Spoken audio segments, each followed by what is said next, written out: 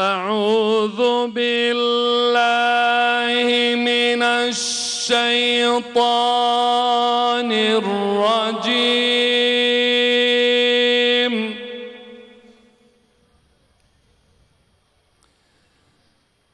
بسم الله الرحمن الرحيم.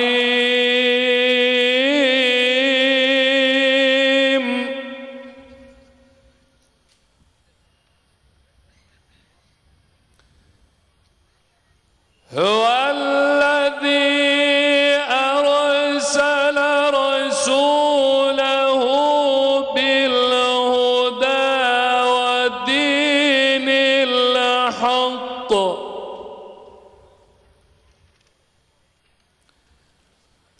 ودين الحق ليظهره على الدين كله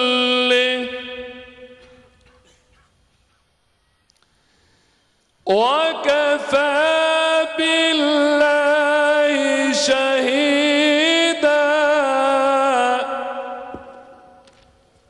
صدق الله العظيم. سبحان ربك رب العزة عما يصفون وسلام على المرسلين والحمد لله رب العالمين. الفاتحة.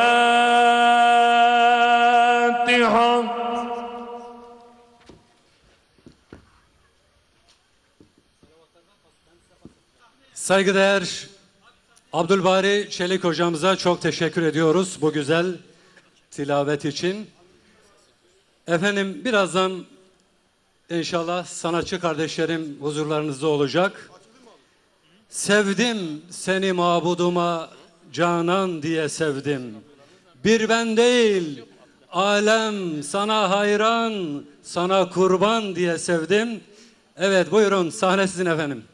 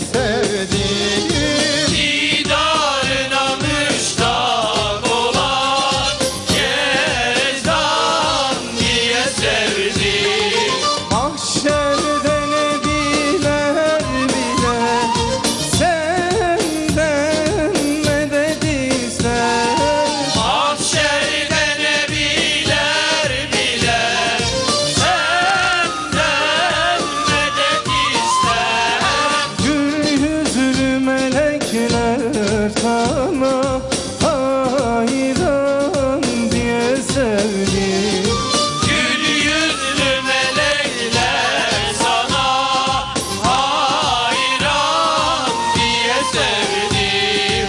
Gül yüzlü melekler sana hayran diye sevdim. Ve programın açılış konuşmasını yapmak üzere siyer araştırmacısı, yazar Sayın Mehmet Ali Gönül Beyefendi'yi huzurlarınıza arz ediyorum. Buyurun efendim. Esselatu aleyk ve selamu aleyk. Esselatu aleyk ve selamu aleyk.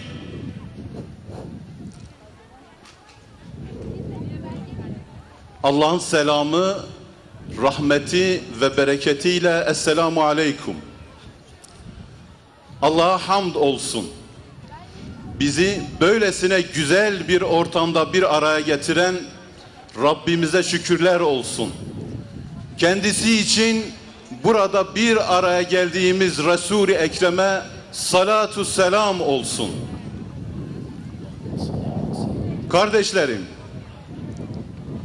biliyoruz ki günümüzde yetişkininden olsun gencine ve çocuğuna kadar herkesin örnek aldığı, model aldığı mutlaka bir şahsiyet vardır.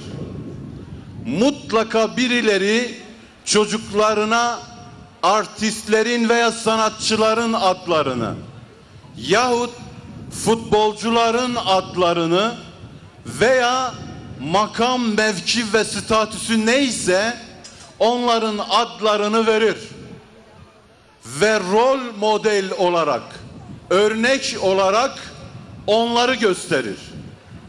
Bugün günümüzde kendimiz inananlar olarak inançta, fikirde, amelde ve duruşta kendimize rol model olarak kimleri, nasıl, neden ve niçin örnek almamız gerektiğine şiddetle muhtacız.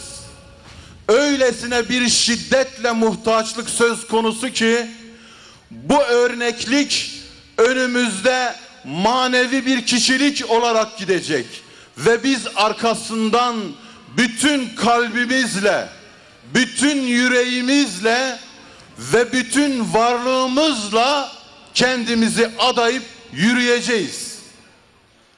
Bu örneklik birçokları açısından farklı farklı kişilikleri bize gösterse de inanan, bilinçli ve şuurlu Müslümanlar olarak biz bu örnekliğe ancak ve ancak Allah'ın kitabından bakarız.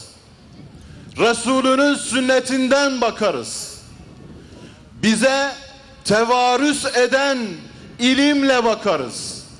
Allah'ın kitabı ki özlü ve şaşmaz mecazları vardır. Allah'ın kitabı ki ilahi mesajları iletir. Allah'ın kitabı ki üzerinde sükuttan başka bize düşecek herhangi bir tavır olmaz. Öyleyse Allah'ın kitabına baktığımızda Ahzab suresi 21. ayette Yüce Allah Azimuşşan لَقَدْ كَانَ لَكُمْ فِي رَسُولِ اللّٰهِ اُسْوَةٌ حَسَنَةٌ Sizin için Allah'ın Resulü'nde en güzel örnek vardır buyuruyor. Demek ki birileri gibi biz sanatçıları, futbolcuları, makam ve mevkisi olanları değil, Allah'ın Resulünü örnek almalıyız. Ve onu örnek alırken şuna dikkat etmeliyiz. Acaba diyorum, bir futbolcuyu örnek alan onun bütün maçlarını izler. bütün hareketlerini, tavırlarını, kişiliğini ve benzeri durumlarını biler. Aynı şekilde örnek aldığı kişilikleri de bu şekilde tanır. Peki Resulullah Aleyhisselatü Vesselam'ı örnek alma konusundaki iddiamızı hayatımıza nasıl geçirmeliyiz? Resulullah Aleyhisselatü Vesselam bu örnekliğiyle hayatımızın neresinde yer alır? Bir futbolcuyu tanıdığımız kadar, bir meşhuru tanıdığımız kadar onu tanıyor muyuz? Sevdiklerini sevip buğz ettiklerine buğz ediyor muyuz? Aynı şekilde ailesiyle olan irtibatını, çocuklarıyla olan irtibatını, komşularıyla, akrabalarıyla, çevresiyle, ashabıyla ve ümmetle olan irtibatını hangi derecede biliyor ve hangi derecede hayatımızın odak noktası olarak kestirebiliyoruz? Değerli kardeşlerim, eğer rol model olarak Resulullah Aleyhisselatü Vesselam'dan bahsediyorsak, onu anlamaya ihtiyaç duyduğumuz şu zaman dilimi tarihin hiçbir döneminde bu kadar bir ihtiyacı ortaya koymamıştır. Çünkü toplum gittikçe bozulmaya, iyilik gittikçe azalmaya, kötülük de gittikçe artmaya başlıyor. Omuzlarımızdaki manevi ağırlık, eşimize, işimize, aşımıza, topluma karşı olan ağırlığımız, sosyal sorumluluğumuz Resulullah Aleyhisselatü Vesselam'dan alacağımız ilhamla şekillenmelidir. Sünnetini anlamakla şekillenmelidir. Onu anlamakla şekillenmelidir. Şayet şöyle bir durum söz konusu olsaydı eğer, yani denilseydi ki bir zaman diliminde Yüce Allah Resulü'nü diriltecek, herhalde bu zaman olurdu. Bir zaman diliminde ihtiyaca binaen bu olacak, herhalde bu zaman olurdu. Bakınız, Resulullah Aleyhisselatü Vesselam yaşadığı insanlar gibi bir insandır. Toplumun içine girildiği zaman soruluyor, hanginiz Muhammed Aleyhisselatü Vesselam diye. Tanınmıyor, oturanlardan ayrılan bir yönü yok. Öyleyse biz onun hayatındaki en büyük özelliklerden bir, ahlakını, iki, Müslümanlar arasında ihtiyaç duyulan kardeşliği, üçüncüsü ailesini, dördüncüsü Resulullah Aleyhisselatü Vesselam'a bırakılan, nezdinde de ümmetine tevarüs olarak gelen sünneti ve kitabı, bu iki emaneti iyi kuşanmalıyız. Çünkü bizler inançta, fikirde, amelde ve duruşta dik bir duruş sergilemezsek, onurlu, izzetli bir duruş sergilemezsek, kimin tabisi olacağımızı iddia ediyoruz ki, ben ancak bana vahiy edilene tabi olurum diyen bir peygamber, ben ancak bana vahiy edilene tabi olurum, o ancak vahiy konuşur, heva ve hevesinden konuşmaz, o güzel ahlakı tamamlamak için gönderildi.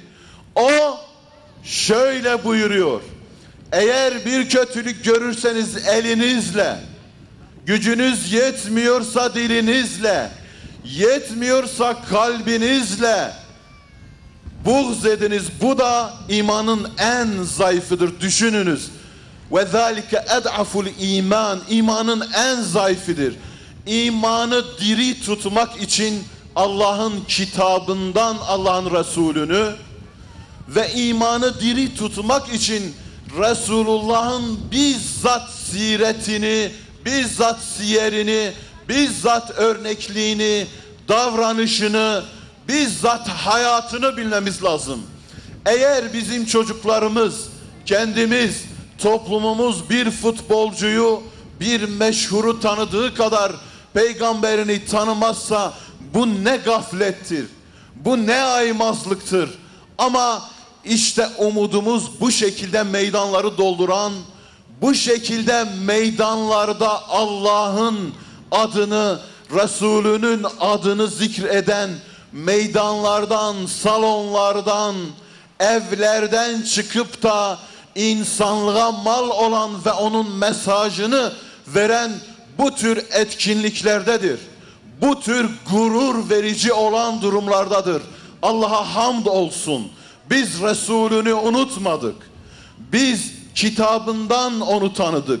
Biz hayatından onu tanıdık. Biz uhuvvetinden onu tanıdık. Ailesinden onu tanıdık. Biz bize miras bırakılan sünnetinden onu tanıdık.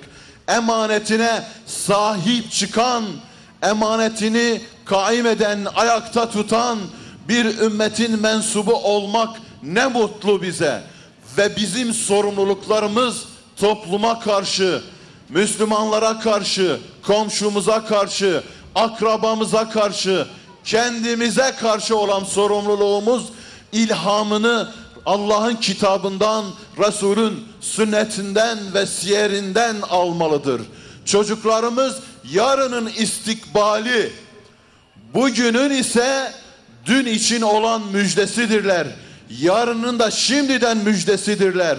Onları bu şekilde yetiştirmemiz ve bu duyarlılıkla hareket etmemiz lazım. Ailelerimiz bu bilinçle yaklaşmalıdırlar. Yetişkinler olarak bunu kavrayıp bunu bilmemiz lazım. O açıdan Peygamber aleyhissalatu vesselam'ı tanımlayanlar birçok şekilde tanımışlardır. Birçok muhabbeti dile getirmişlerdir. Onun sevdiğini sevmişlerdir. Sevmediğini sevmemişlerdir. Hazreti Seva'da böyle buyurmamış mı? Niçin geldin diyor sabahleyin namaza? Sana biat etmeye geldim. Nasıl biat edeceksin? Susuyor. Öyleyse benim dediğimi söyle diyor. Sevdiğimi sevmek ve sevmediğimi de sevmemek üzere bana biat et diyor. Biz de buradan bu meydanın şahitliğinde onun sevdiklerini aleyhissalatü vesselamın seviyoruz. Sevmediklerini de sevmiyoruz ve ilan ediyoruz ki biz onlardan beriyiz. Biz sevdiklerimizle haşrolunacağız. Biz sevdiklerimizle beraber bulunacağız ve inşallahu teala onun şefaatini Allah'ın rahmetiyle beraber umuyoruz. Allah'ın selamı, rahmeti ve bereketi hepinizin üzerine olsun. Esselamu aleyküm ve rahmetullahi ve berekatuhu. Tekbir! Tekbir! Esselatu aleyk Vesselamu aleyk Esselatu aleyk Vesselamu aleyk. Siyer araştırmacısı, yazar, saygıdeğer Mehmet Ali Gönül hocamıza çok teşekkür ediyoruz bu anlamlı konuşması için. Ve bir kez daha biz de ifade etmek isteriz. Ey Allah'ın Resulü, bizlerle senin sevdiğini sevmek üzere, senin sevmediğini sevmemek üzere sana biat ediyoruz.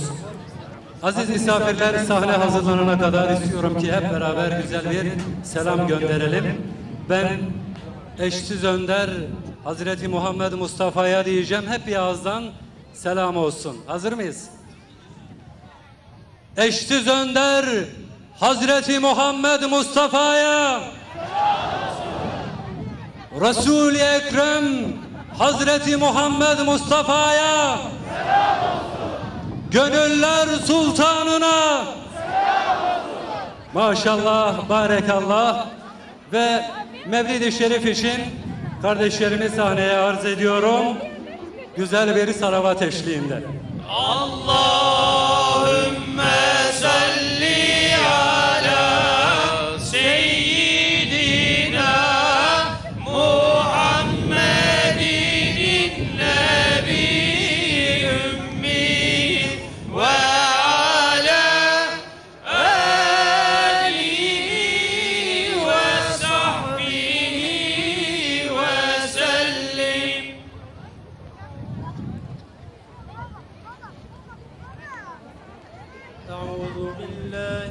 الشيطان الرجيم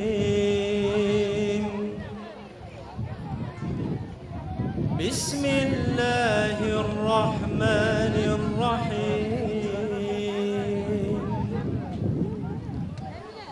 إن الله وملائكته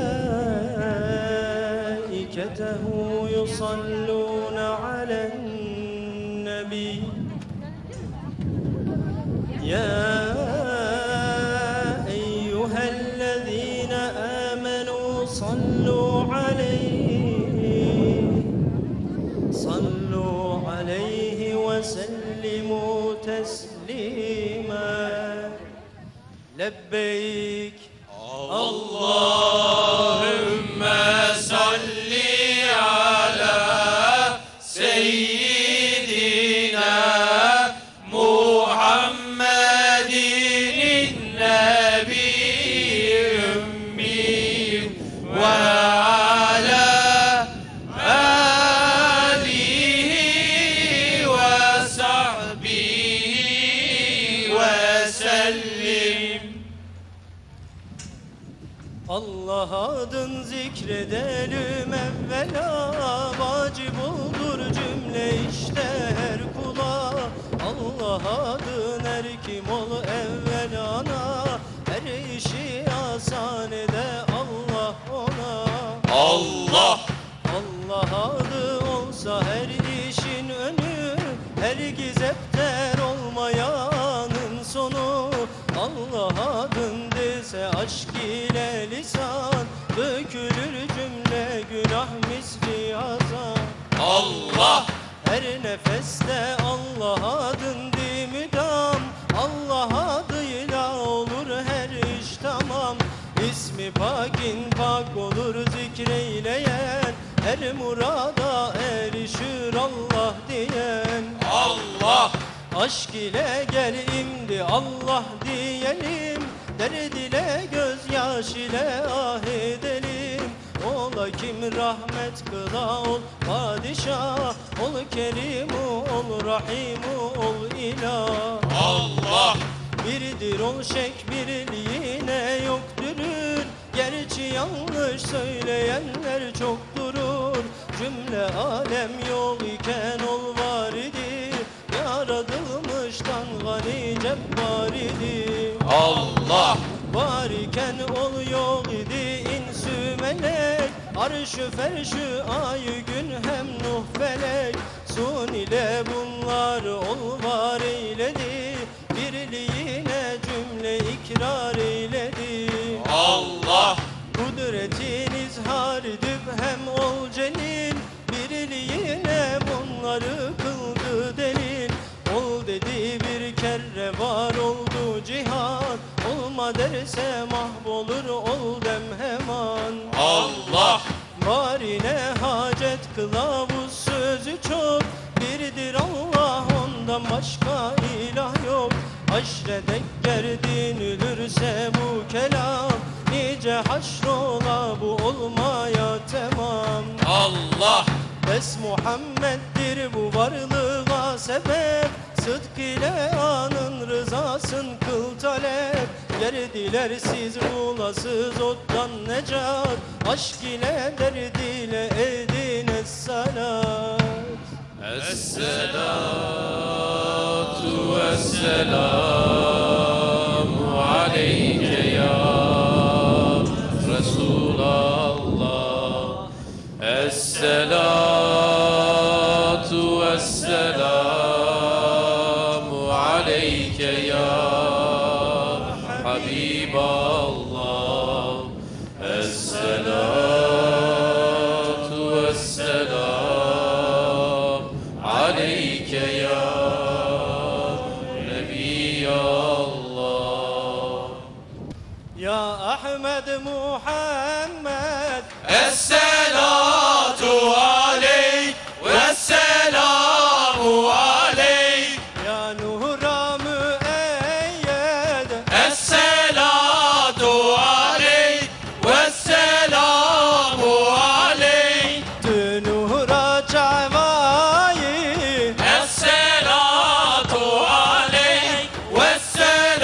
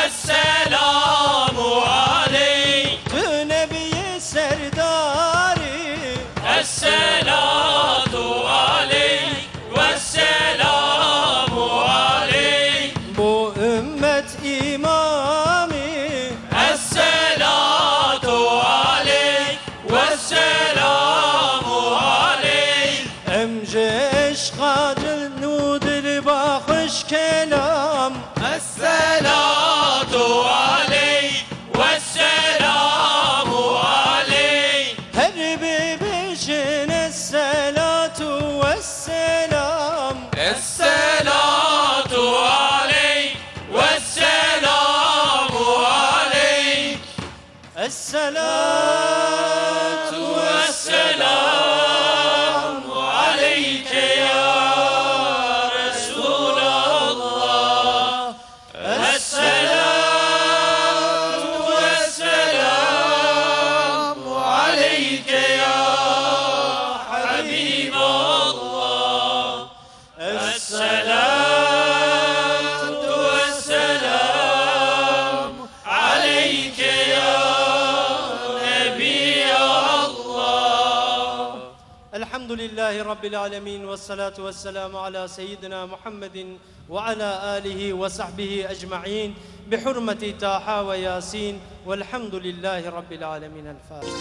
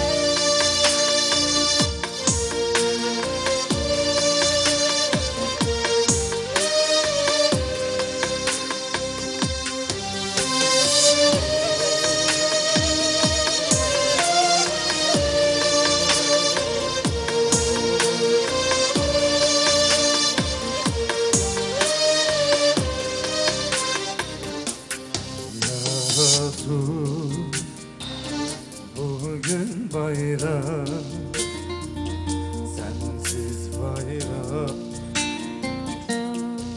yor gel.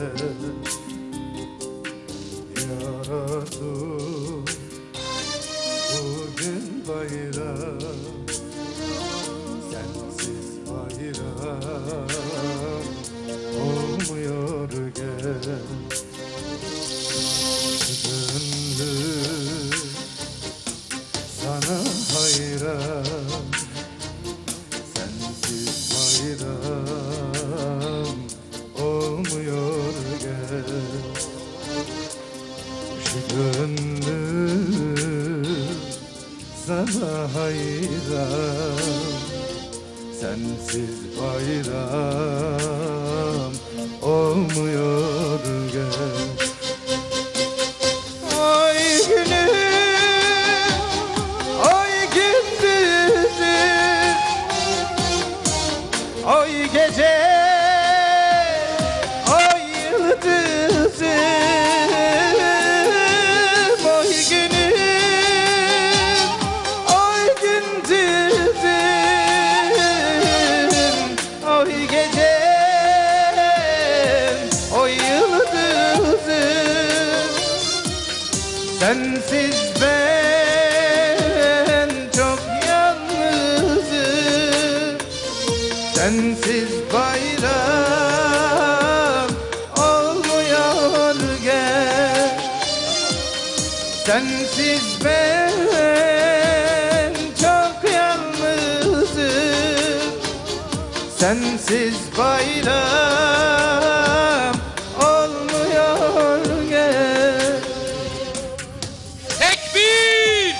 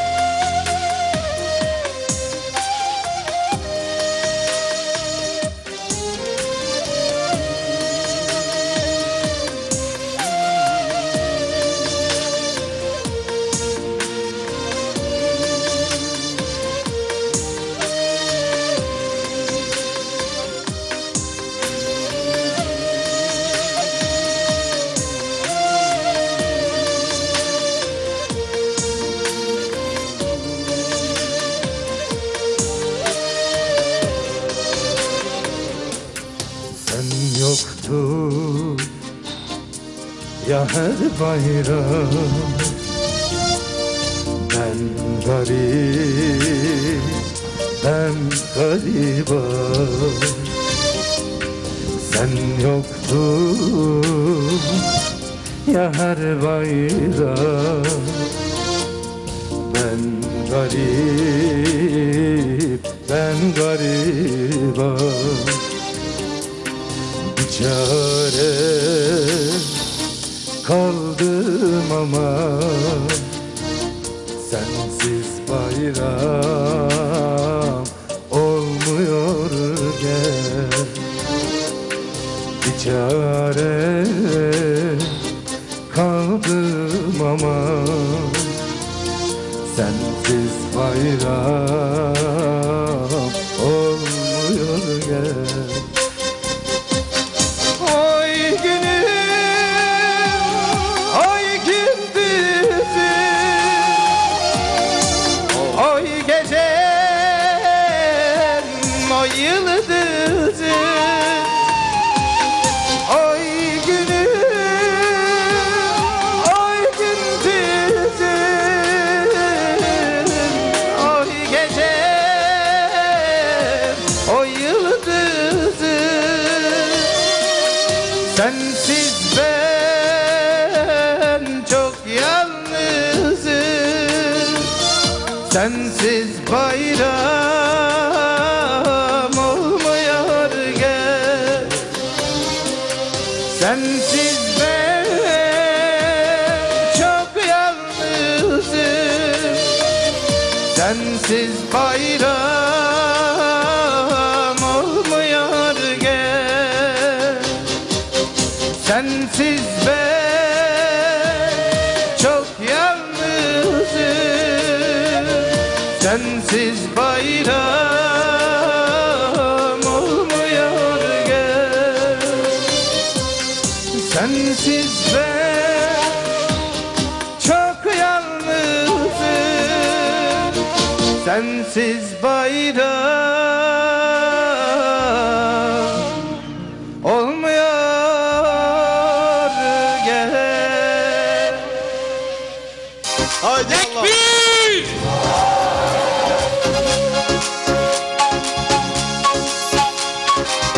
Erkekler tarafı şehadet parmaklarını gökyüzüne kaldıralım hep beraber inşallah.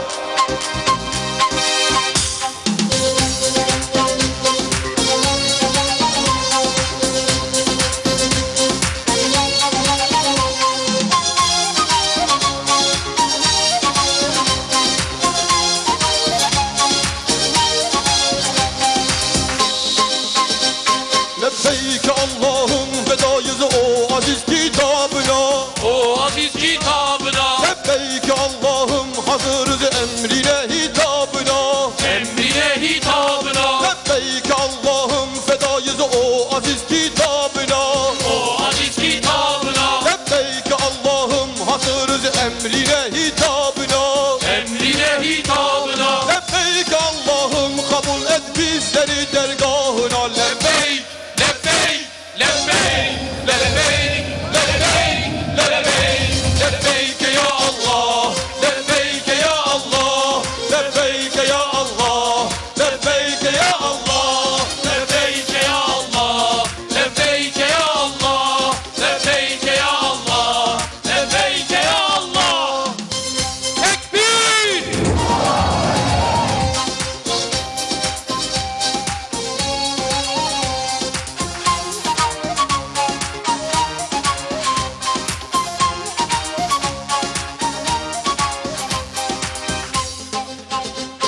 Bizleri layık bir ümmet kıl Habibim Muhammed'e. Habibim Muhammed'e, Dirilişi uğru nasip hediyeti kalmış ümmete. kalmış ümmete. Bizleri layık bir ümmet kıl Habibim Muhammed'e. Habibim Muhammed'e, Dirilişi uğru nasip hediyeti kalmış ümmete. yetim kalmış ümmete. Uyandır bizleri ya Rabbi eriştir selamete. Lebbeyk, lebbeyk, lebbeyk, lebbeyk, lebbeyk, lebbeyk, Lebbeyk ya Allah, lebbeyk ya Allah, lebbeyk ya Allah, lebbeyk ya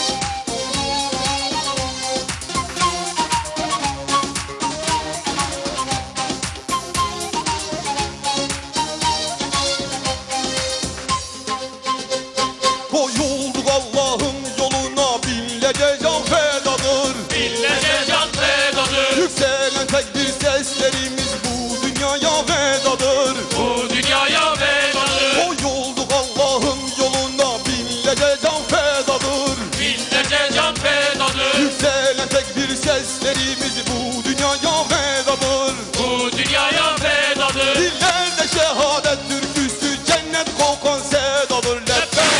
Lebbeyk, lebbeyk, lebbeyk, lebbeyk, lebbeyk, lebbeyk, lebbeyk ya Allah, lebbeyk ya Allah, lebbeyk ya Allah, lebbeyk ya Allah, lebbeyk ya Allah, lebbeyk ya Allah, lebbeyk ya Allah, lebbeyk ya Allah, lebbeyk ya Allah, lebbeyk ya Allah, lebbeyk ya Allah, lebbeyk ya Allah. أعوذ بالله من الشيطان الرجيم بسم الله الرحمن الرحيم قال الله تبارك وتعالى في كتاب محكم الكريم أعوذ بالله من الشيطان الرجيم بسم الله الرحمن الرحيم قل إن كنتم تحبون الله فاتبعوني يحببكم الله إلى آخر آية صدق الله العظيم وقال النبي صلى الله تعالى عليه وسلم إنما بعثت لأتمم مكارم الأخلاق صدق رسول الله فيما قال أو كمثل قال. Muhterem büyüklerim, kıymetli anneler, değerli misafirlerimiz, dışarıdan gelen tüm alimlerimize hoş geldin, hoş geldiniz, sefalar getirdiniz. Ulema ile beraber bir hareketin devam etmesi, izzetle, şerefle devam edeceğinin en büyük nişanıdır kardeşlerim. Değerli kardeşlerim, Allah Resulü sallallahu teala aleyhi ve sellemin hayatını anlamak, onun sünnetini yaşamayı tema olarak seçen Peygamber Sevdalılar platformuna hem teşekkür ediyor hem de desteklerimizi veriyoruz. Biz İttihad olarak Allah Resulü'nün zikredildiği, hayatının anlatıldığı her yerde bu konudaki her hizmetin altında imzamızı atarak bu aslında İslam alimlerinin mutlaka merkezinde yer alması gereken İslam davasının en mühim, en mükemmel temel taşı olan Allah Resulü'nün anlaşılması lazım. Kardeşlerim, Resul-i Ekrem aleyhissalatu vesselam kadar hayatı kayıt altına alınmış ikinci bir insan yeryüzünde yoktur. Allah Resulü'nün anlatılmayan, kayıt altına alınmayan hayatının hiçbir noktası yok. Yine Allah Resulü aleyhissalatu vesselamın kendi devrinde met edildiği gibi, kendisine itaat edildiği gibi, kendisinden sonra isminin zikredilerek yad edilen ikinci bir insan yeryüzünde bulunmamaktadır. Değerli kardeşlerim, kıymetli anneler, Allah Resulü Aleyhisselatü Vesselam'ın hayatını, onun kimliğini, kişiliğini anlatmak şöyle birkaç dakika içerisine sıkıştırmamız mümkün değildir. Allah-u Teala'nın emrine kulak verelim. Allah bize Resulünü şöyle tarif ediyor. وَمَا اَرْسَلْنَاكَ اِلَّا رَحْمَةً لِلْعَالَمِينَ. Ben seni alemlere sadece rahmet olasın diye gönderdim. Değerli kardeşlerim, son zamanlarda Allah Resulü'nün içinden çıkarılmış bir İslam sunmaya çalışılıyor. Bunun kesinlikle finansmanlarını Amerika'nın oluşturduğu ve bunun tekrar ümmete dayatılan noktası da Suud ulemasıdır. Öyle inanıyoruz ki Allah Resulü'nün devreden çıkarılıp şu hadis sahiptir, şu hurafedir, şu bidattir deyip de Allah Resulü'nün çıkarıldığı bir İslam sunmaya çalışılıyor. Değerli kardeşlerim, iddia ediyoruz. Allah Resulü olmadan Kur'an anlaşılmaz. Allah Resulü olmadan İslam anlaşılmaz. Allah Resulü olmadan şeriat asla anlaşılmaz. Dolayısıyla kardeşlerim, biz Allah Resulü'nü methedelim, salavat getirelim, Resulullah methedelim, marşlarımızda, ezgilerimizde o aşkı coşmaya, o aşkı yaşamaya çalışalım. Yaptıklarımız Allah-u Teala'nın tanımladığı tanım önünde çok az kalıyor kardeşlerim. وَمَا اَرْسَلْنَاكَ اِلَّا رَحْمَةً لِلْعَالَمِينَ. Bütün aleme rahmet olarak gönderilen bir peygamberi, bütün alemin rahmeti olarak tarif edebileceğimiz bir cümlemiz olamaz. Bu ayetin işini gece gündüz zikretsek, durmadan salavat getirsek de şu ayetin içini dolduramayız. Onun için evet, Allah Resulü benden sonra Beni İsrail peygamberlerini methederek onları ilahlaştırdıkları gibi ilahlaştırmayın. Hadisi var, sahihtir, doğrudur. Ama Allah'ın methettiğinden, Allah-u Teala'nın methettiği kadar methetmekten çekinmeyelim. O bütün aleme rahmet olarak gönderilmiş. Ve Allah-u Teala Allah Resulü'nü tanımlarken ve inneke le'ala hulukin azim. Sen muazzam bir ahlak üzeresin. Muazzam bir ahlak üzere. Değerli kardeşlerim, Allah Resulü'nü Allah bu şekilde takdim ediyor.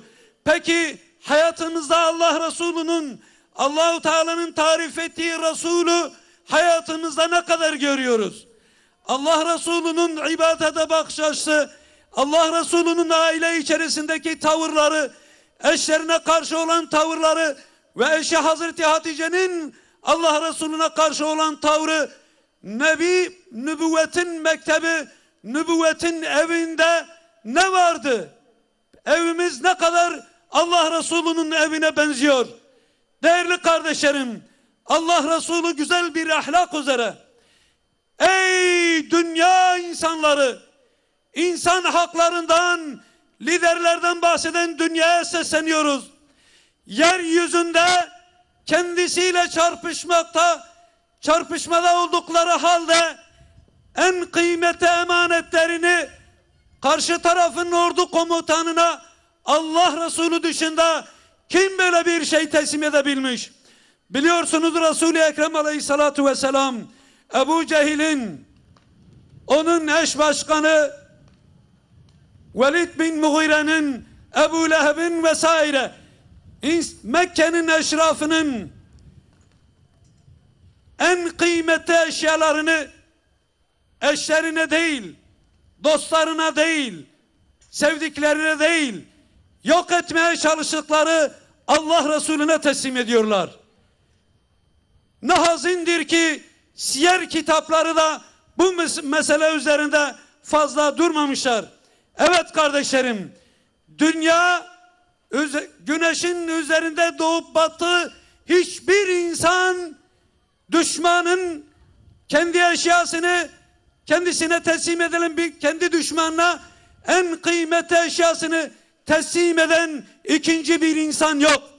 Yine hicret ettirmişler, sürgün etmek istiyorlar, ashabını boğmak istiyorlar. Adeta gelişen bir İslam'ı imha etmek istiyor Mekke müşrikleri. Tıpkı bugünün müşrikleri, bugünün Amerika'sı, bugünün İsrail'i, Rusya'sı, emperyalist ülkelerin nerede bir İslami ses varsa onları boğmaya, imha etmeye kalktıkları gibi o günde onlar onu imha etmeye çalışıyorlardı.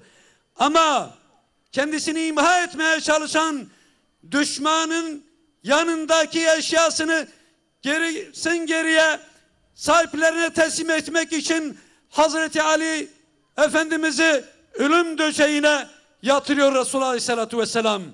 Yatağımda yat, bana suikast düzenleyecekler. Eğer sen şehit düşmezsen şu mücevheratın şu miktarı şu müşrike ait. Bizi öldürmeye çalışan bu düşmanların eşyaları benim yanımda emanet olarak duruyor. Bu emaneti mutlaka sahibine teslim etmem lazım. Yeryüzü böyle bir insanı görmemiş kardeşlerim. Dolayısıyla yeryüzünde biz de Allah Resulü'ne kaç tane bizim kaç misafirimiz veya komşumuz, akrabamız, dostumuz, akranımız, sevenimiz neleri bize teslim edebilir? Teslim ettikten sonra biz o eşya üzerinde ne kadar karşı tarafa güvence verebiliyoruz? Bunlar çok önemli kardeşlerim. Ve Resul-i Ekrem Aleyhissalatu vesselam yine Hane-i Saadetlerinde Hazreti Enes'in annesi buyuruyor. Ben küçük yaşta Enes'imi Allah Resulüne teslim ettim. Hazreti Enes rivayet eder, der ki 10 yıl boyunca gece gündüz bizzat Allah Resulü'nün dizi dibinde yetiştim. Bir gün hatalarımı yüzüme vurarak asla beni rencide edecek bir cinste hatalarımı gördüğü halde sert bir tavırla beni uyardığını hiç hatırlamıyorum. Ey insan eğiten eğitimciler! İşte Allah Resulü Aleyhissalatu vesselam'ın insana bakış açısı bu. Bir gün eşlerine bir parmak fıskiye atmamış Allah Resulü Aleyhissalatu vesselam. Kardeşlerim, öyleyse Allah Resulü sallallahu teala aleyhi ve sellem bizim hayatımızın her noktasında bizim için örnektir. Onun sünneti bizim yol haritamızdır. Allah Resulü'nün sünnetini yaşamak söz ile, şekil ile, kültür ile, hatta bilgiyle de değil. Allah Resulü'nün sünnetini anlayıp yaşamak aşkla, imanla, aşkla, marifetle olur, amelle olur, bilgiyle olur. Kardeşlerim, Allah yeryüzünde insanoğlunun hayatı için ne lazımsa hayatımızın her noktası için mutlaka Allah Resulü'nden alacağımız bir modelleme var. O zaman herkes kendi hayatını Resul-i Ekrem'in hayatıyla bir kıyaslasın.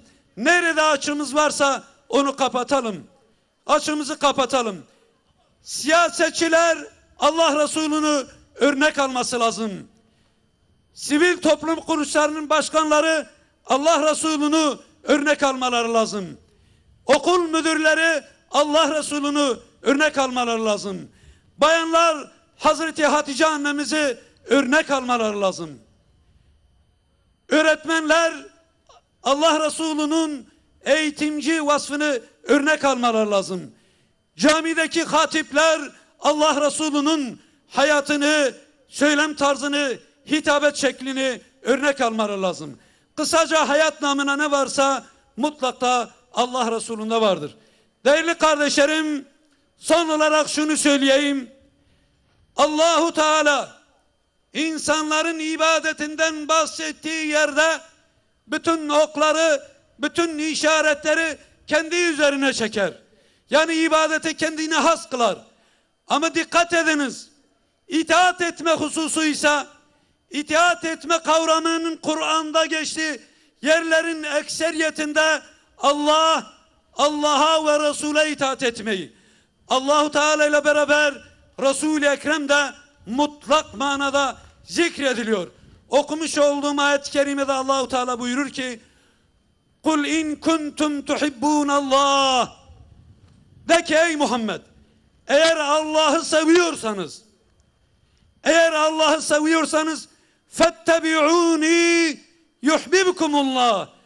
O zaman bana itaat ediniz ki Allah da tekrar sizi sevsin.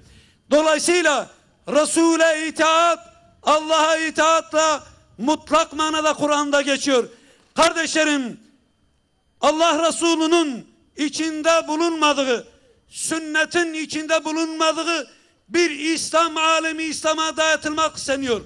Bunun altyapısını maalesef Suud uleması bu işin başını çekmektedir. Kur'an Müslümanlığı adı altında Allah Resulü'nün olmadığı bir İslam değildir kardeşlerim. Bunun ne toplumda karşılığı, ne de İslam'ın geleneğinde böyle bir şey, ne de Kur'an bunu onaylıyor. Eğer Kur'an Müslümanlığından kasıt Kur'an'ın tamamı ise Kur'an'ın birçok yerinde okumuş olduğum ayette de olduğu gibi fettebi'uni yuhbibkumullah. Ey Muhammed, insanlara de ki siz bana itaat ediniz ki Allah da sizi sevsin. Allah'ı sevmenin mayası Resul'e itaat etmedir. Allahu Teala sabırla beni dinlediğiniz için şu kalabalığımızı, şu coşkumuzu Rabbim yarın mahşer gününde alem-i İslam'ın ve insanlığın hesaba çekildiği, her peygamberin kendi ümmeti için kürsüye çıktığı bir zamanda Allah Resulü'nün Livaul Hamd sancağı altında toplanmak için bize sermaye eylesin. Esselamu Aleyküm ve Rahmetullahi ve Berekatuhu. Hamd, alemlerin Rabbi olan Allah'a mahsustur. Salat ve selam, onun kulu ve elçisi olan Muhammed sallallahu aleyhi ve selleme, al ve ashabına olsun. Peygamberi anlamak, Kur'an-ı Kerim'i özü ve hikmetiyle kavramaktır. İlahi mesajın amaçlarına ve gayelerine katıksız, duru bir şekilde ulaşmaktır. Bu yol, Efendimiz sallallahu aleyhi ve sellemin açıklayıcı, öğretici ve terbiye edici vasıflarını fehmetmektir. Sünneti yaşamak, tüm amel ve davranışların merkezine rızayı ilahiyeyi yerleştirmektir. Allah'ı sevmek, peygamberi sevmektir. Peygamberi sevmek, ona uymaktır. Peygamberi anlamak, inanç, amel, fikir ve duruşumuzu İslam ile uyumlu hale getirmektir. Beşeri ideolojilerin, İslam dışı düşüncelerin, bid'at, hurafe ve sapkınlıkların şerrinden Allah'a sığınılmalıdır. Sünneti yaşamak, doğru istikameti ve nebevi yöntemi yol edinmektir. İslami sorumluluk her şart ve zeminde Müslümanlarla birlikte yol almak ve asla zalimlere meyletmemektir. Peygamberi anlamak, ey Allah'ın kulları, kardeş olun ilkesinin hakkını ikame etmektir. Bu kardeşlik ancak ve ancak İslam kardeşliğidir. Sünneti yaşamak, Müslümanlar arasında kardeşlik kurumunu tekrar inşa etmektir. Kardeşlik kurumu, muhaciri ensara, siyahı beyaza, fakiri zengine ulaştırmaktır. Peygamberi anlamak, onun ahlakı ile süslenmektir. Onun muhteşem ve muazzam ahlakını her alanda ilke edinmektir. Onun ahlakı Kur'an ahlakıdır. Sünneti yaşamak, savaşta ve barışta, dostlukta ve düşmanlıkta, sevgide ve nefrette ölçülü olmaktır.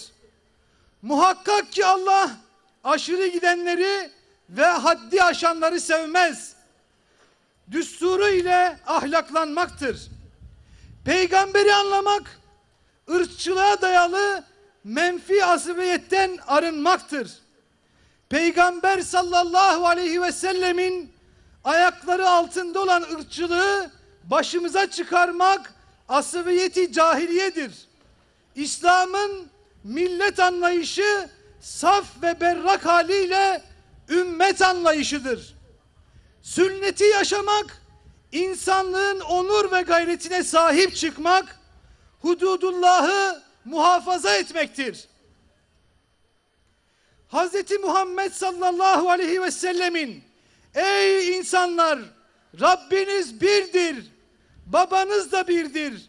Hepiniz Adem'in çocuğusunuz. Adem ise topraktandır nidasını en gür bir şekilde haykırmayı insani görev olarak bilmektir. Peygamberi anlamak, İslami nasların ruhuna bağlı kalarak mezhepsel yorumları ve fikri ayrılıkları kültürel zenginlik saymaktır. Mezhepler birer vasıtadır. Aracı amaç kılmak cehalettir. İslam ümmetinin en büyük sorunlarından biri mezhepçilik ve iç çekişmelerdir. Sünneti yaşamak, tarihi olaylardan ibret alarak geleceğimizi ihya ve inşa etmektir. Mezhepsel tefrikanın ve ayrılığın tedavisi sakın ha benden sonra tekrar küfre dönüp de birbirinizin boynunu vurmaya kalkışmayın nebevi ikazına uymaktır. Peygamberi anlamak, İslam'ın şiar ve kutsallarına vefa göstermektir. Mescid-i Haram, Mescid-i Nebevi ve Mescid-i Aksa Müslümanların tartışılmaz kutsallarıdır. İlk kıblemiz olan Mescid-i Aksa ve Kudüs şehri Siyonist işgal altındadır. Sünneti yaşamak, İslam'ın fetih ruhunu ve izzetini diri tutmaktır. Çevresi Allah tarafından mübarek kılınan Beytül Makdis'i kurtarmak, özgürlüğüne kavuşturmak her Müslümanın vefa borcudur. Peygamberi anlamak, sizin en hayırlınız, ailesine karşı en hayırlı olanınızdır nebevi mesaja gönül açmaktır. İslam'ın aile ve kadına bakışı kıymet ve sevgiye dayalı, gözden sakınılan değerli bir emanettir, fikriyatıdır. Sünneti yaşamak, cahiliye bataklığında istismar edilen emanete sahip çıkmaktır. Bu değerli emanet toplumu inşa eden annedir. Annenin değeri ise cennettir. Peygamberi anlamak, her zaman ve her şartta en doğru duruşu sergilemektir. Olağanüstü durumlarda bile insanın fıtri haklarını karşılamak peygamber adaletinin gereğidir. Sünneti yaşamak, insanların can, mal, namus ve diğer yaşam haklarını muhafaza etmektir. Allah için hakkı ayakta tutan, adaletle şahitlik eden kimseler olun. Bir topluluğa duyduğunuz kin sizi adaletsizliğe sevk etmesin. İlahi mesajını tekrardan diriltmek her Müslümana farzdır. Peygamberi anlamak, Kur'an ve sünnet emanetine sahip çıkmaktır. Bu emanet İslam dininin özüdür. Dini naslar bellidir, açıktır ve şeffaftır. Bu naslar sahabenin içtihat ve yorumları ile zenginleşmiş, alimlerin gayret ve çabaları ile günümüze kadar ulaşmıştır. Sünneti yaşamak, nebilerin, sıddıkların, şehitlerin ve salihlerin yolundan gitmektir. Bu yol İslam'ın özüdür. Bugün sizin için dininizi kemale erdirdim. Size nimetimi tamamladım ve sizin için din olarak İslam'ı seçtim mesajı değişmez ilkedir.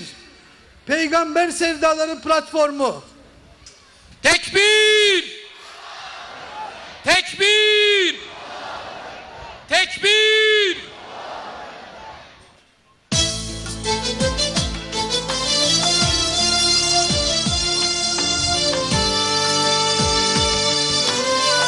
Allahümme salli ala seyyidina Muhammed.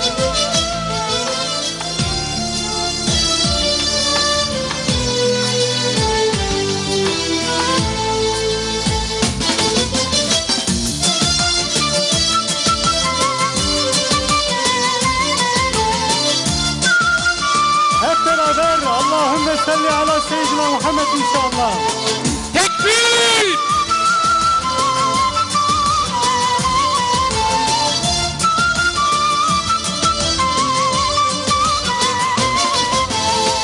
Sen adalet önderimiz, rehberimiz Muhammed. Allahümme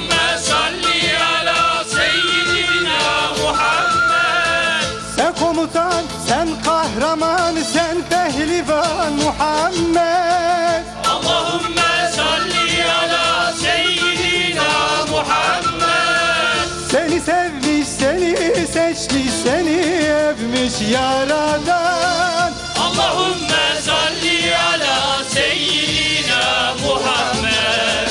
Allahümme salli ala seyyidina Muhammed. Allahümme salli ala seyyidina Muhammed. Cadde cadde, sokak sokak, meydan meydan haykırdı. Allahümme salli ala seyyidina Muhammed. Allahümme salli ala seyyidina Muhammed.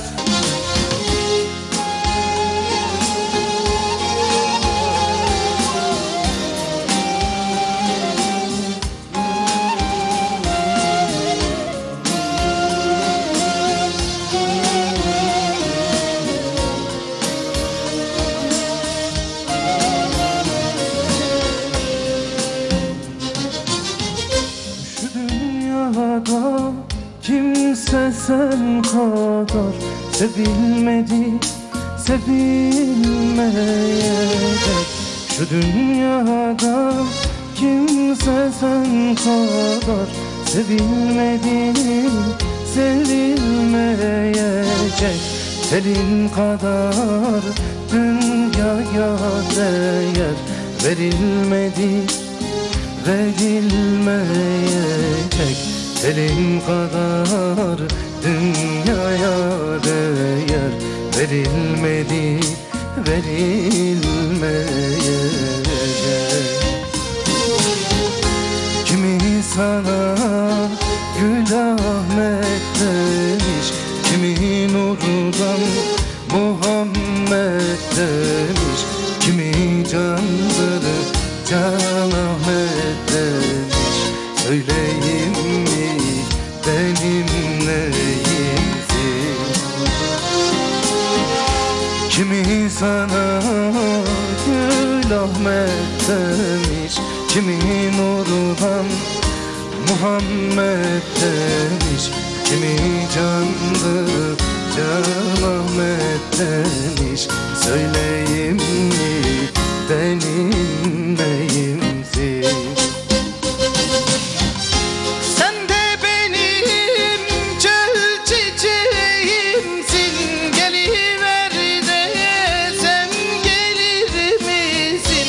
Gelirsen bak kimseye vermem, verirsem en sevdiğim ersin. Sen de benim çöl çiçeğimsin, geliver desem gelir misin? Gelirsen bak kimseye vermem, verirsem en sevdiğim ersin. Evet, tevhid bayrakları ve şehadet parmaklarımızı kaldırıyoruz. Bilindik bir eser Allahu Ekber, Muhammed Rehber, hep bir ağızdan gür bir sedayla inşallah. Tekbir!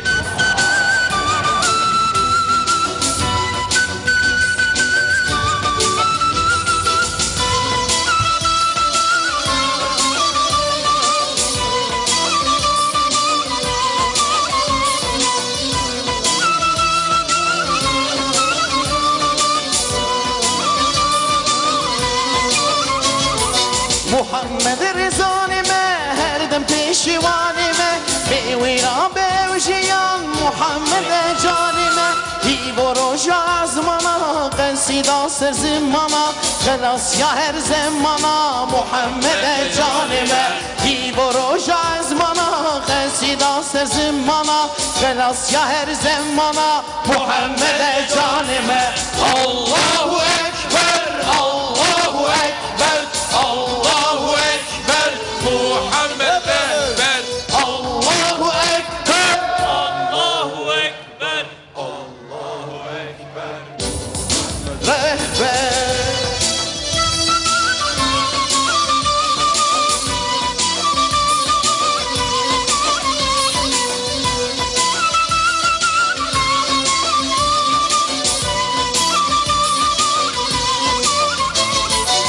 محمد مصطفى جبوي درد شفاية دوستك بر بوفاية محمد جانبه او مثال صبرية روناي قبرية او شفيع حشرية محمد جانبه او مثال صبرية روناي قبرية او شفيع حشرية محمد جانبه الله أكبر الله أكبر الله أكبر محمد الله أكبر الله أكبر الله أكبر محمد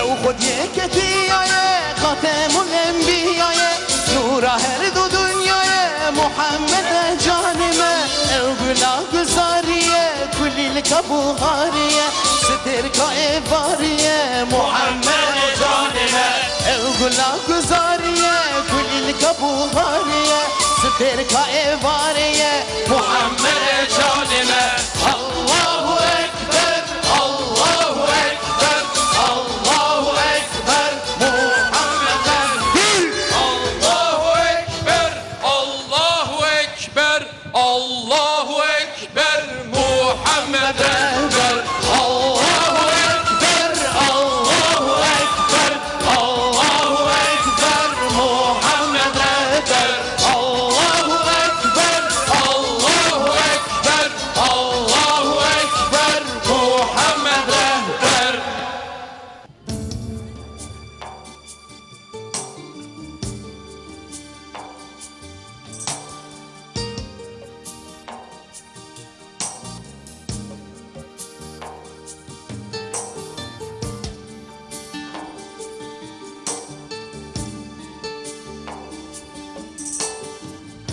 Bu bir bağrı yanık, bu bir gönlü kırık, bu bir avare aşığın nidasıdır.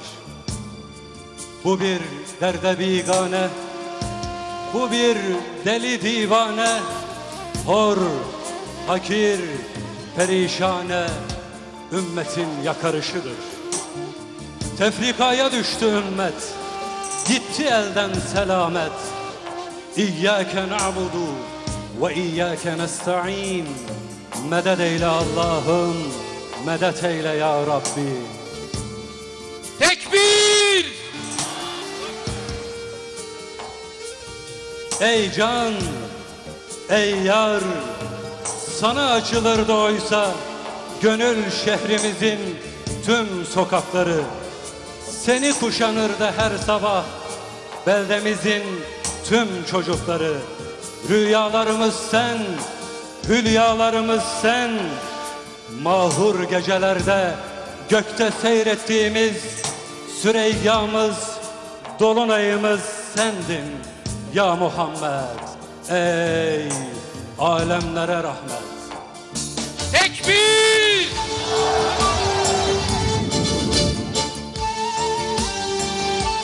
Ve şimdi geçmişin karanlık dehlizinden geleceğin meşhur baharına akıttığımız gözyaşı sensin. Halkların huzuru ve barışı sensin. Mahrumlar sofrasının bereketli ekmeği, aşı sensin. Zalime karşı mazlumun arkadaşı sensin. Sensizlikte gurbet var, sensiz her yerde zulmet ya Muhammed. Ey göklerin müjdesi. Tekbir!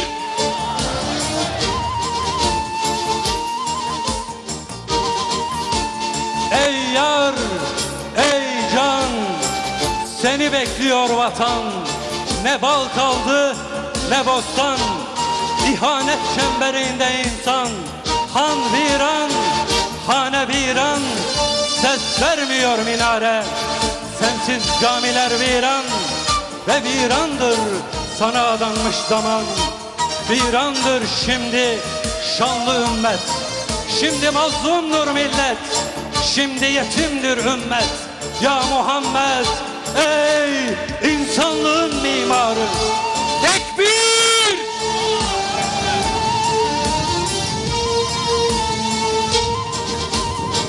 Ey yar, ya Muhammed, hasretle beklenen sensin. Nevruz sen, bahar sensin. Şu aşıklar meclisinde mesteden cezbeler sensin. Batıl haddini aştı, tuğyanın suratına kahreden şamar sensin. Mazlumlar korunaksız, mazlumlar tehlikede, ezilmişlere destek, yıkılmaz kale sensin, yıkılmaz hisar sensin. Sensiz hayat cehennem, her gün başka felaket. Kurtuluş sendedir yar, kurtuluş seninledir ya Muhammed. Ey ümmetin tek rehberi. Tekbir! Ey yar, 18.000 aleme iftihar, senden özge yar olmaz. Yoluna kurban olmayan diyar, diyar olmaz. Sünnetine uymayan gençler bahtiyar olmaz. Sensiz cihanda vallahi istikrar olmaz. Sensiz her yol dalalet, belleri büktü cehalet. Ya Muhammed, ey irfan peygamberi. Tekbir! Ey can, ey yar, dağlardan büyüktür derdimiz. Seni bekliyor milletimiz, seni özlüyor her ferdimiz. 4 kitabın müjdesi beklenen Ahmet sensin. Yerin, göğün övüncü Hazreti Muhammed sensin.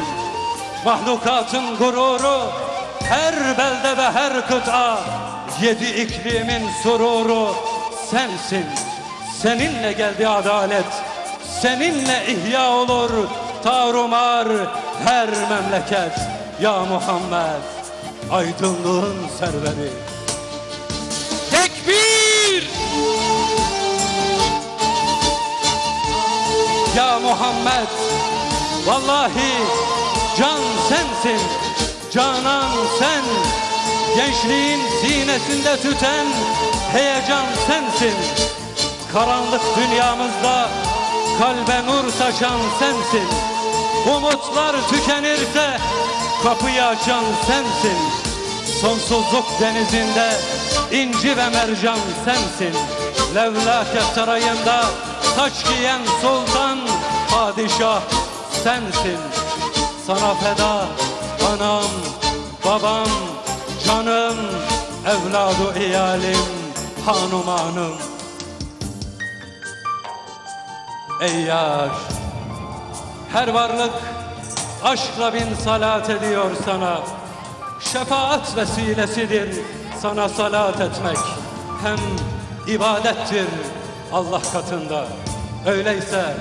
Öyleyse ey yar, ey Resul, binler salat ve selam sanadır yar, sanadır can. Ey vahdet ve kardeşlik rehberi. Allahu Ekber. Tekbir! Tekbir! Tekbir! Euzubillahimineşşeytanirracim. Bismillahirrahmanirrahim. Mümin kullarını çok seven ve mümin kullarının da kendisini çok sevdiği alemlerin Rabbine sonsuz hamdü seneler olsun. Alemlere rahmet olarak gönderilen Peygamber Efendimiz Hazreti Muhammed Aleyhisselatu Vesselam'a sonsuz salat ve selam olsun. Ve Allah'ın selamı, rahmeti, bereketi siz, Allah'ın mümin kulları üzerine olsun. Konuşmama geçmeden önce bir hakkı teslim etmek istiyorum. Bu etkinliği Peygamber Sevdalıları platformu düzenliyor ve Peygamber Sevdalıları platformu yıllardır Türkiye'nin pek çok yerinde, genelinde bu tür etkinlikler düzenliyorlar. Tabi bunun dışında da Peygamber Sevdalıları platformu Peygamber Efendimiz Aleyhisselatu Vesselam'ı anlatmaya çalışıyor, okutmaya çalışıyor, yaşatmaya çalışıyor. Şubat ayında yaklaşık 300.000 kişinin katıldığı Türkiye genelinde bir siyer sınavı düzenlediler.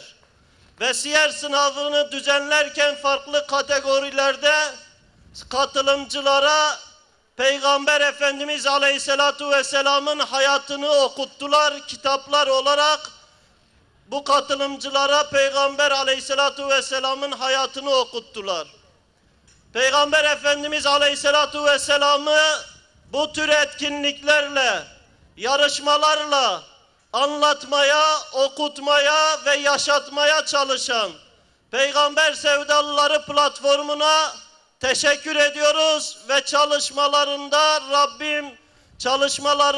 Rabbim bereket katsın, Rabbim muvaffak kılsın diyoruz.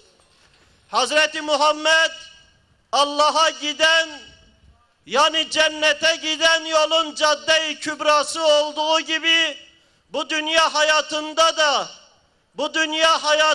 da Hazreti Muhammed'in hayatı ve getirmiş olduğu öğretiler bu dünya hayatında adalettir, kardeşliktir, birliktir, huzurdur, saadettir. Ve bugünkü dünya Hazreti Muhammed Aleyhisselatu Vesselam'ın hayatına son derece muhtaçtır. Ailelerimiz Hazreti Muhammed Aleyhisselatu Vesselam'ın hayatından uzaklaştığı için mutsuzdur. Ve gençlerimiz Hazreti Muhammed Aleyhisselatu Vesselam'ın hayatından habersiz olduğu için başıboştur, mutsuzdur.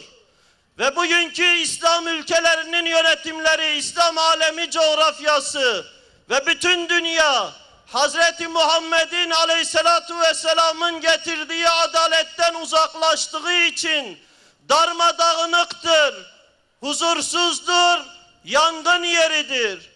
Resulullah Aleyhisselatu Vesselam'ın getirdiği adaletten uzaklaştığı için İslam alemi maalesef dağınıktır, maalesef İslam coğrafyası yangın yerine dönmüş. Değerli kardeşler, Hazreti Muhammed Aleyhisselatu Vesselam İslam'la geldiğinde, İslam'ın adaletiyle geldiğinde İslam'a giren topluluklar izzet buldular. İslam'a giren milletler izzet buldular.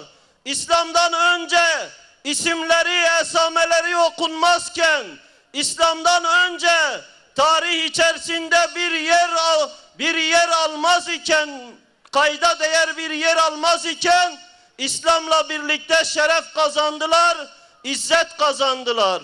İslam'a giren Araplar izzet kazandı. İslam'a giren Türkler izzet kazandı. İslam'a giren Kürtler izzet kazandı. İslam'a giren milletler izzet kazandı. Ve İslam'dan önce bu topluluklar dağınıktı, bölük pörçüktü. Bölük pörçük olarak dağınık olan bu topluluklar zulüm altındaydı. Araplar bölük pörçüktü. Araplar dağınık gruplar, topluluklar halinde bölük pörçüktü. Türkler kabileler halindeydi. Kürtler zayıf olduğu için bir taraftan Bizans'ın zulmü altındaydı, bir taraftan Pers'in zulmü altındaydı. Evet, Farsların bir devleti vardı ama Farslar da ateşe tapan bir topluluktu. Kendi içerisinde zulüm yaşıyordu Farslarda. Farslar da mutlu değildi. Farslar da huzurlu değildi. Farslar da adalet içerisinde yaşayan bir topluluk değildi. Ve Resulullah Aleyhisselatu Vesselam İslam'la gelince Araplar birlik oldu. Kürtler İslam'a girince izzet buldu. Türkler İslam'a girince imparatorluk oldu. Farslar İslam'a girince ümmet oldu İslam alemi ve İslam alemi birlikle izzet buldu, İslam'la hakimiyet kurdu, İslam'la medeniyet kurdu. Ve ne zaman ki İslam aleminde İslam ülkelerini yönetenler, İslam alemini idare edenler adaletten uzaklaşınca İslam alemindeki, İslam ümmetindeki kardeşlik bozuldu, birlik dağıldı. Arap Türk'e düşman oldu, Türk Kürt'e düşman oldu, Kürt Türk'e düşman oldu ve dahili adavet, dahili düşmanlık, dahili çekişmeler, ihtilaflar, fitneler İslam alemini zillete sürükledi. İslam aleminin belini kırdı. Bu yüzden Kudüs işgal altında. Bu yüzden Kudüs maalesef işgal altında. Bu yüzden Filistin özgürlüğünü kaybetti. Bu yüzden Suriye yıkıma sürüklendi. Bu yüzden Yemen şu anda savaşın yıkımını yaşıyor. Değerli kardeşler, tekrardan bozulan kardeşliğimizi düzeltmek istiyorsak, dağılan birliğimizi toparlamak istiyorsak, adaleti tesis etmekten başka çıkar bir yol yoktur. Bozulan kardeşliği düzeltmenin, dağılan birliği toparlamanın yolu adaleti tesis etmektir. Ve adaletin tesisi zulmün ortadan kaldırılmasına bağlıdır. Zulmü ortadan kaldırmakla adalet tesis edilir. Resulullah Aleyhisselatü Vesselam zulmü ortadan kaldırmakla başladı. Daha kendisine peygamberlik tevdi edilmeden zulmü ortadan kaldırmanın oluşumunda yer aldı. Hılful Fudul dediğimiz oluşumda yer aldı. Ve Hılful Fudul üzerinden zulme cephe açtı. Değerli kardeşler, elbette zulmü ortadan kaldırmanın mücadelesini de akılla vermek lazım. Hikmetle vermek lazım. Çünkü İslam alemi zaten iç sorunlar yaşıyor. Dahili düşmanlıklar, adavetler İslam aleminin belini bükmüş durumda. Zulmü ortadan kaldıracağız diye durumu çok daha da kötüleştirmek çok doğru değil, parantez içinde söylüyorum. Suriye işte can yakıcı bir sonuç olarak ortada. Suriye'de zalimi ortadan kaldıracağız diye ayağa kalkanlar ve dünyanın gözünün üzerinde olduğu emperyalist dünyanın Suriye üzerinde gözü olanlar Suriye'yi işte bu hale, bugünkü maalesef bu hale sürüklediler. İslam'da fıkhi bir kural olarak İslam'ın fıkhında yer almıştır. Bir münker, ortada bir münker varsa bu münkeri ortadan kaldırmak için atılacak adım durumu daha da kötüleştirecekse o adımı atmak caiz değil diyor İslam fıkhı. Ortada bir münker varsa, kötülük varsa bu kötülüğü ortadan kaldırmak için atılacak adım durumu daha da kötüleştirecekse bu adımı atmak caiz değil diyor İslam fıkhı. Değerli kardeşler, evet, Allah zulümle ilgilenmiştir. Peygamber Aleyhisselatü Vesselam zulümle ilgilenmiştir. Ve sadece toplulukların uğradığı zulümlerle de ilgilenmemiştir. Sadece milletlerin, sadece toplulukların uğradığı zulümle ilgilenmemiş. Ferdin uğradığı zulümle de ilgilenmiştir Allah-u Teala ve Allah Resulü. Kur'an-ı Kerim'in bütün ayetleri önemlidir. Kur'an-ı Kerim'in bütün ayetleri etkileyicidir. Ama en etkileyici olanlardan bir tanesi biliyor musunuz hangisidir? Mücadele suresinin 1. ayetidir. Estaizu billah. Kad semi'allahu kavlelleti tucadiluke fi sevciha. Dikkat edin bayan kardeşler. Allah-u Teala Kur'an-ı Kerim'de Mücadele suresinin 1. ayetinde Kur'an'ın manşetine şu hadiseyi çekiyor. Diyor ki kocası hakkında, kocasından gördüğü zulüm hakkında seninle mücadele eden, tartışan ve Allah'a şikayette bulunan kadının sesini Allah işitti diyor.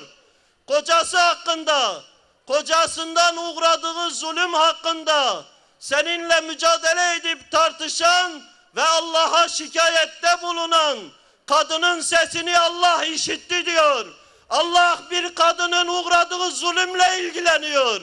Allah bir kadının kocası eliyle uğradığı zulümle ilgileniyor. Ve gökler ötesinden ben o kadının sesini işittim diyor. Ve Kur'an-ı Kerim'in manşetine çekiyor. Kur'an-ı Kerim'in manşetine Mücadele Suresinin 1. ayeti olarak yerleştiriyor. Ben hadiseye girmek istemiyorum. Sadece İslam'ın ve İslam'ın peygamberinin zulüm karşısında verdiği mücadele ve zulümle ilgilendiğinin örneğini ortaya koymak adına bunu söyledim. Değerli kardeşler, bizlerin adaleti tesis edip zulmü ortadan kaldırmak gibi bir sorumluluğu var. Ama bunu yaparken İslam aleminin içinde bulunduğu durumu, memleketin içinde bulunduğu durumu göz önünde bulundurup hikmetle, akılla, yapıcı bir tarzda yapmak zorundayız. Değerli kardeşler, Hazreti Muhammed Aleyhisselatu Vesselam'ın hayatına muhtacız dedik. Ve en çok da Müslümanlar olarak aslında muhtacız. İslam alemi olarak muhtacız. Çünkü İslam alemi, Müslümanlar Peygamber Aleyhisselatu Vesselam'ın hayatından uzaklaştılar. Tekrardan Peygamber Aleyhisselatu Vesselam'ın hayatını yaşarsak ve Peygamber Aleyhisselatu Vesselam'ın hayatını merkeze alırsak, inanın geçmişte İslam'a koşan topluluklar gibi, milletler gibi, şahıslar gibi insanlık alemi Peygamber Aleyhisselatu Vesselam'ın hayatının etrafında İslam'a koşacaktır. Değerli kardeşler, bugün Müslüman olmayan milletler, Müslüman olmayan şahıslar İslam'a koşmuyorlarsa bunun sebebini kendimizde aramamız lazım. Ben size bir örnek üzerinden ifade edecek olursam, düşünün, adamın, dükkan sahibinin biri vitrinine bozuk mallar koysun. Dükkanının içinde ne kadar sağlam, kaliteli mallar olursa olsun, dükkanının vitrinine çürümüş, bozuk mallar koyduğu zaman hiçbir müşteri o dükkandan içeri girer mi? Çünkü herkes dükkanın vitrinine bakacak. Dükkanın içinde sağlam, kaliteli mallar olsa da vitrinde olan çürük, bozuk mallardan dolayı o dükkandan içeri girmeyecek. Ve kabul etmemiz lazım gelir ki bugün İslam alemi, Müslümanlar olarak vitrine Resulullah Aleyhisselatu Vesselam'ın ahlakını bırakmamışız. İslam alemi, Müslümanlar olarak vitrinimize Resulullah sallallahu aleyhi ve sellemin adaletini bırakmamışız. Ahlakını bırakmamışız. Bırakmadığımız için bugün Müslüman olmayanlar İslam'a koşmuyorlar. Emin olun ki her bir fert, Müslüman topluluklar, İslam ülkeleri Resulullah Aleyhisselatu Vesselam'ın getirdiği adaleti, Resulullah Aleyhisselatu Vesselam'ın ahlakını ve Resulullah Aleyhisselatu Vesselam'ın getirdiği Kur'an-ı Kerim'i yaşasa, vitrine koysa yine eskisi gibi topluluklar İslam'a koşacaktır. Geçmişte böyle oldu. Sadece Resulullah Aleyhisselatu Vesselam döneminde bu yaşanmadı. Resulullah'tan sonra da milletler, topluluklar, fertler İslam'a koştu. Böyle sıradan insanlar da koşmadı. Büyük büyük bilim adamları koştu. Siyasetçiler koştu. Devlet idarecileri koştu. Ben onlardan bir tanesini İslam'a girişi, Müslüman oluşuyla ilgili anlattığı hikayesini anlatarak bitirmek istiyorum. John Davenport diye bir tarihçi İslam'a girişini anlatıyor. Dikkat edin değerli kardeşler. John Davenport diye bir tarihçi İslam'a girişini anlatırken diyor ki, ben tarihçiyim. Her şeyi araştırdığım gibi, incelediğim gibi İslam'ı ve Hazreti Muhammed'i de araştırdım, inceledim. Bu araştırmamı, incelememi ilmi bir araştırma olarak yaptım ve çocukluğundan başladım. Çocukluğunu tertemiz gördüm. Gençliğine geldiğimde üstün ahlaki özelliklerinden dolayı insanların ona emin sıfatını taktığını gördüm. Sonra peygamberliğinde insanların ona eziyet etmesine rağmen onu sabırlı davasında sabırlı buldum. Fakat bütün bunlar benim onun hakkında bu son peygamberdir dememe yetmedi. Bütün bunlar bu son peygamberdir dememe yetmedi. Mekke'nin fethine geldim. Mekke'nin fethine gelince işin rengi değişti. Mekke'nin fethine gelince işin rengi değişti. Çünkü orada gördüm ki yıllarca kendisine zulmetmiş olan Mekke halkı kendisine teslim olmuşken, tir tir karşısında titriyorken merak ettim acaba ne yapacak diye.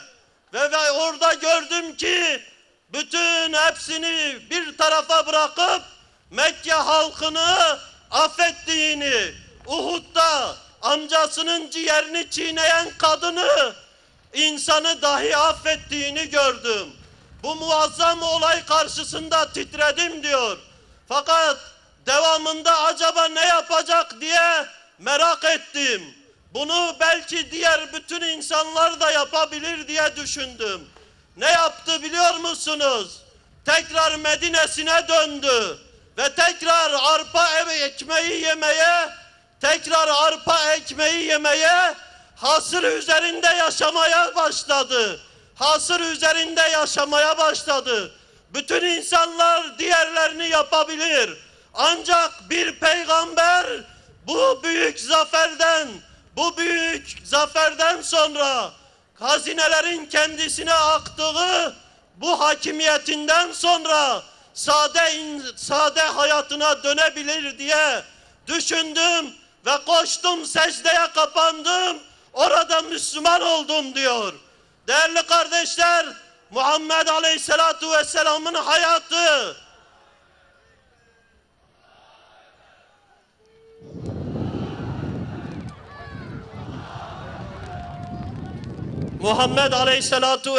hayatı sadece kendi döneminde insanlığa rahmet olmamış. Sadece kendi döneminde insanlığa kurtuluş olmamış. Sadece kendi döneminde insanlığa hidayet olmamış, huzur olmamış, barış olmamış, kardeşlik olmamış. Vefatından sonra da insanlığa huzur, adalet, barış, kardeşlik, hidayet, kurtuluş olmaya devam etmiş, kıyamete kadar da devam edecektir. Muhammed Aleyhisselatu Vesselam Allah'ın nurudur. Allah'ın nurunu hiç kimse söndürmeye güç yetiremeyecektir. Hepinizi Allah'ın selamıyla selamlıyor ve hepinize Rabbimin rahmetini, bereketini, kurtuluşunu diliyorum. Esselamu Aleyküm ve Rahmetullahi ve Berekatuhu.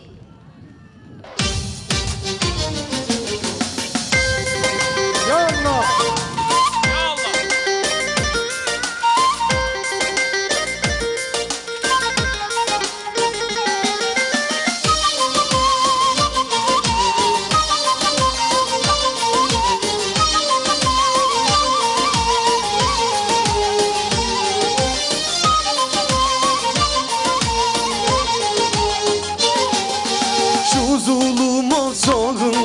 Hasretin doruğunda, şu zulüm aşağında, hasretin doruğunda, aşkınla kavrulmuşum.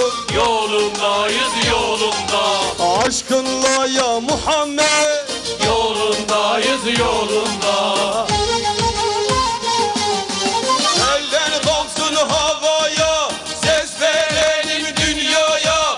Eller kalksın havaya, ses verelim dünyaya. Aşkınla ya Muhammed, yolundayız yolunda. La ilahe illallah Muhammed Resulullah. La ilahe illallah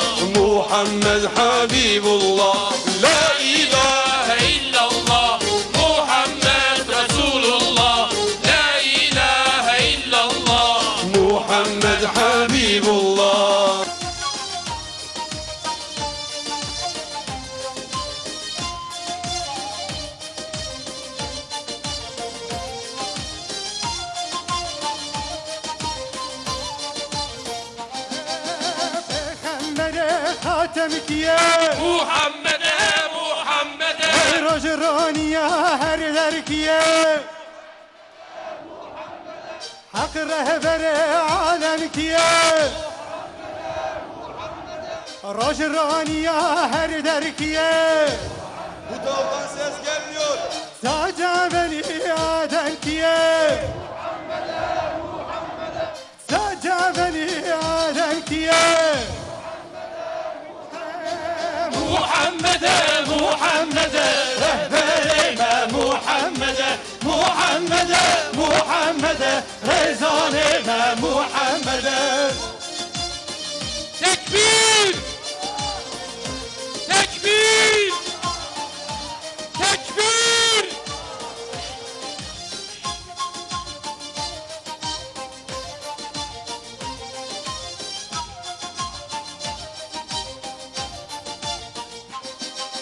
Hadi yedine kamilkiye Muhammed'e Muhammed'e هدي شرع عادلك يا رندنا مناقلك يا قلا قلي سناك يا محمد محمد رهبرنا محمد محمد محمد رزاننا محمد Canlar özlemiyle yanar Muhammed. Anam babam sana feda Muhammed. Anam babam her şeyim sana Muhammed feda olsun.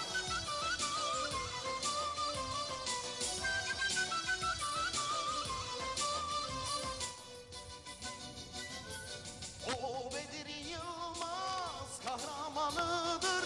O gelecek neslin şah damarıdır. Onunla bu ümmet şahlanmalıdır. Canlar özlemiyle yanar Muhammed. Ana babam sana feda Muhammed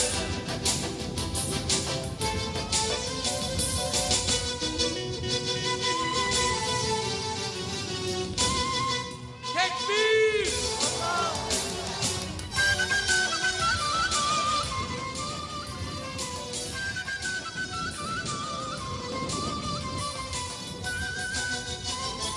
Sensiz mazlumların boynu bükülür. Küçük masum kızlar sahsa gömülür. Arzu sarar duyan zulüm görülür. Canlar özlemiyle yanar Muhammed. Ana babam sana feda Muhammed Canlar özlemiyle yanar Muhammed. Ana babam sana feda Muhammed Sensin bize şeref, sen bize şansın. Seni sevmeyenler ateşte yansın. Sen gözümüze nur, kalbe sultansın.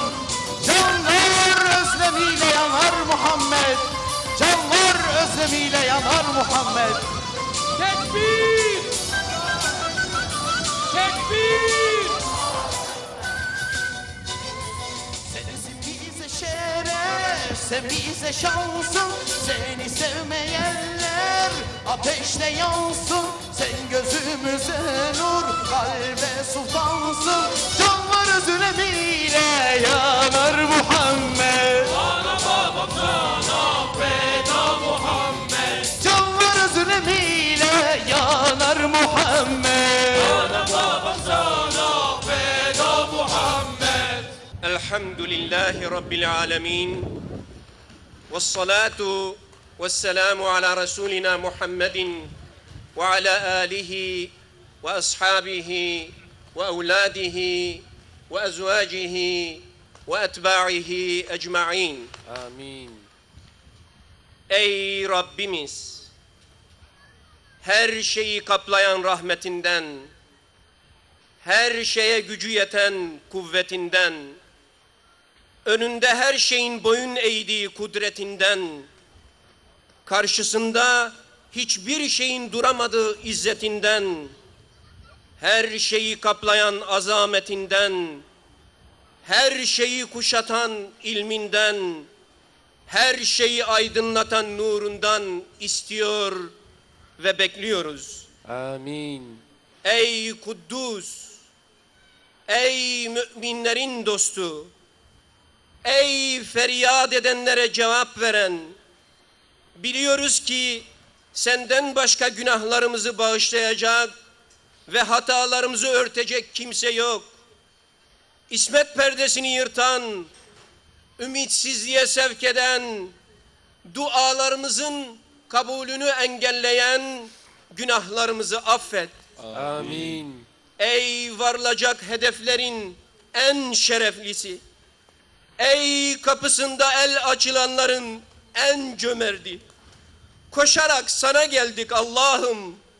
Lakin sırtımızda bir yığın günah, kaldırmazsan ne olur acep halimiz. Al yükümüzü ve çirkin günahlarımızın ağırlığından kurtar ya Rabbi. Amin. Ya Rabbi, bizleri de yakınlığın ve dostluğun için seçtiğin, gönüllerine sevgini yerleştirmekle şereflendirdiğin kullarından eyle. Amin. Amellerinden razı olduğun, hoşnutluğunla mükafatlandırdığın, terk edilmiş diye bırakmadığın, sadakat tahtına oturttuğun, marifetinle donattığın, kalplerini aşkınla yakıp tutuşturduğun makbul kullarından eyle. Amin. Vicdanlarına sana dua ve münacatın hazzını duyurduğun ve hizmete adanmış insanlar haline getirdiğin makbul kullardan eyle. Amin. Rabbimiz senden senin sevgini, seni sevenlerin sevgisini istiyor ve sana yakınlığa vesile olabilecek bütün amelleri bize sevdirmeni diliyoruz. Amin. Ey affı güzel Allah'ım, ne olur affının serinliğini gönlümüze duyur. Bizi marifetinle doyur. Allah'ım, imanın tadına erdikten sonra yeniden küfre sapmaktan sana sığınırız. Senin inayetinle hidayeti bulduktan sonra sapıklığa düşmekten sana sığınırız. İslam'la şeref kazandıktan sonra o şerefi kaybetmekten sana sığınırız. İzzetten sonra zillete düçar olmaktan ve hak ve hakikati kabul ettikten sonra yanlış hal ve tavırlardan sana sığınırız. Amin. Ya Rabbi, bizler çocuk katili firavunlar tarihte kaldı zannederken günümüzün firavunları tarafından Afganistan'da hafızlık belgelerini almak üzere toplanan çocuklar bugün bombalarla paramparça ediliyor. Suriye'de zalim Esad ve işbirlikçileri her gün yüzlerce körpecana kıymaya devam ediyor. Firavun'un zulmünden kurtardığın Beni İsrail'in torunları Filistin'de her gün firavunca katliamlar yapıyor.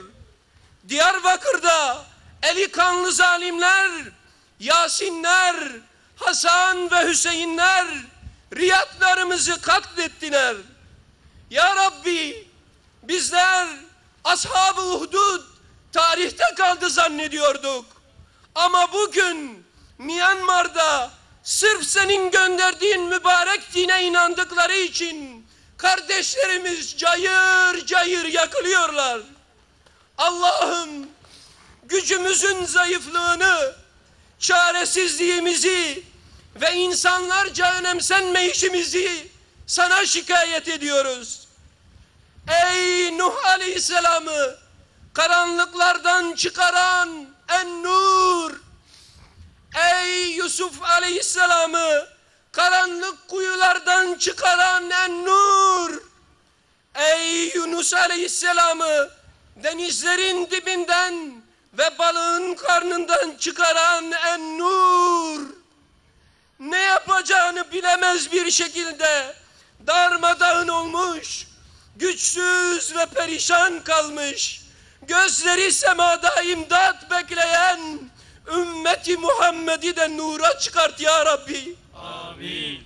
Bu etkinliğin düzenlenmesinde az veya çok yardımı dokunan bütün kardeşlerimizi, çok sevdikleri Muhammed Mustafa sallallahu aleyhi ve sellem yine cennetlerde buluştur ya Rabbi. Amin. Amin. Amin. Velhamdülillahi Rabbil alemin. El Fatiha.